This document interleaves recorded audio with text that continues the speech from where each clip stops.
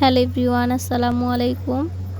আজকে রান্না করব ডিম দিয়ে চিচিঙ্গা ভাজি।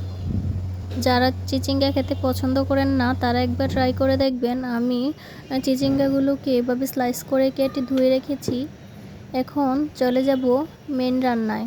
চুলায় প্যান বসিয়ে প্যানে পরিমাণ মতো তেল দিয়ে দিচ্ছি পেঁয়াজ কুচিগুলো ভালো করে নেড়ে চেড়ে মিশিয়ে নিচ্ছি।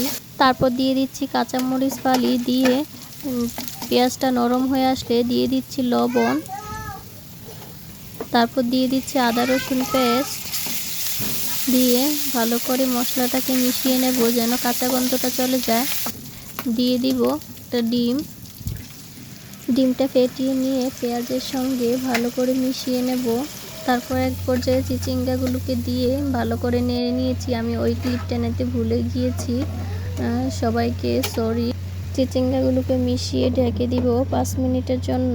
5 মিনিট পর এসে নেড়ে চেড়ে দিব। তারপর দেখেন কতটা পানি চলে এসেছে। ঢাকনা দিয়ে আবারও কিছুক্ষণ কুক করে নিচ্ছি। তারপর এটা যতক্ষণ না একদম পানিটা শুকিয়ে যাচ্ছে ততক্ষণ এভাবে ঢাকনা দিয়ে দিয়ে চুলার আঁচ মিডিয়ামে রেখে নেড়ে দিতে হবে।